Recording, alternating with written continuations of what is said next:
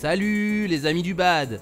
Si vous voulez améliorer la puissance de vos smash et de toutes vos autres frappes, je vous invite à suivre cette série de vidéos sur Badminton et à reproduire régulièrement ces séances à la maison.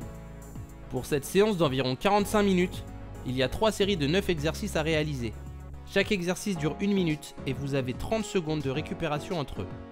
Vous avez 3 minutes de récupération entre chaque série. On alterne à chaque fois un exercice bas du corps, un exercice bras et un exercice tronc.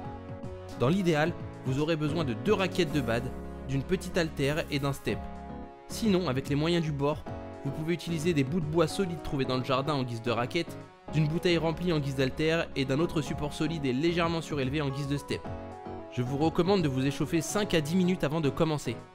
Et avant de vous lancer et de vous mettre en tenue de sport, n'oubliez pas de vous abonner à ma chaîne et merci de partager un max la vidéo autour de vous. C'est bon, on peut commencer la présentation des exos. Il faut s'imaginer être sur un terrain de badminton en fond de court pour effectuer un jump smash. La poussée se fait donc des 2 jambes et doit être maximale. Un pas chassé de replacement.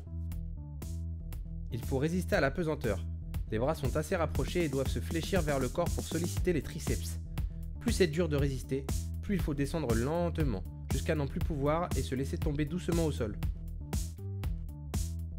Sur les bras ou sur les coudes, de côté, de face puis de l'autre côté, 3 positions de gainage à alterner. Attention au maintien du tronc malgré les mouvements. La poussée se fait sur une jambe. On pousse le plus loin et le plus haut possible en faisant un quart de tour. Réception sur les 2 jambes. Il faut maintenir les angles de 90 degrés entre le tronc et les bras et les raquettes. Du relâché serré à chaque mouvement et la raquette doit arriver parallèle au sol des 2 côtés. Il faut mettre du rythme dans les climbers. Si vous n'en pouvez plus, une petite pause en gainage sans mouvement, puis c'est reparti. Attention à la posture malgré les mouvements. Petit saut rapide et fléchi pour atterrir sur le step, puis extension maximale en rotation. Grande concentration pour les réceptions. On peut remplacer le step par une marque au sol. Vous devez envoyer l'haltère uniquement avec la force de rotation des avant-bras. La main avec l'haltère doit regarder vers le haut et l'autre vers le bas juste avant l'envoi. Les épaules maintiennent les bras à 90 degrés, un peu comme dans Fort Boyard. Pour ce dernier exercice, il faut passer les poids d'un côté du corps puis de l'autre, tout en gardant la position de gainage. Les pieds ne touchent pas le sol.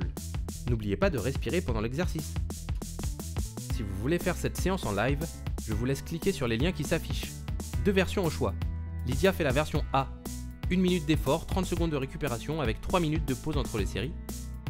Je fais la version B. 1 minute d'effort, 5 secondes de récup entre les exos, juste le temps de préparer l'atelier suivant quoi, avec 5 minutes de récupération entre les séries. Voilà, la vidéo est terminée. Merci beaucoup d'avoir regardé et à la prochaine sur Badminton.